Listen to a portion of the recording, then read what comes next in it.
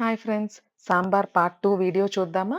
ఒక ప్యాన్‌లో 2 టేబుల్ స్పూన్‌ల నూనె తీసుకొని, నూనె వేడైన తర్వాత ఆవాలు, జీలకర్ర, ఒక కప్ చాప్ చేసి ఉంచుకున్న ఆనియన్స్‌ని వేసుకొని, 2 రెమ్మల కరివేపాకు కూడా అందులోనే యాడ్ చేసుకొని ఫ్రై చేసుకోవాలి.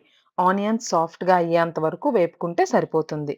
ఆనియన్స్ సాఫ్ట్‌గా అయ్యాక రెడీ చేసి ఉంచుకున్న చింతపండు రసంని కూడా యాడ్ చేసుకొని బాగా బాయిల్ చేసుకోవాలి.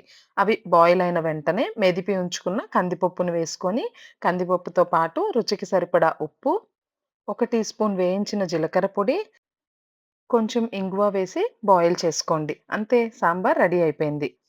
పార్ట్ 1 వీడియోలో నేను కందిపప్పుని క్లియర్ వాటర్ వచ్చేంత వరకు వాష్ చేసుకోండి అని చెప్పాను. అదెందుకు అంటే, చాలా మందికి కందిపప్పు గ్యాస్ ప్రాబ్లమ్ వల్ల పడదు. ఆ ప్రాబ్లమ్ సార్ట్ ఔట్ అవ్వాలి అంటే కందిపప్పుని బాగా వాష్ చేసుకోవాలి. ఈ టిప్ మీకు ఉపయోగపడిందో లేదో కామెంట్ సెక్షన్‌లో తెలియజేయండి. And tasty సాంబార్‌ని enjoy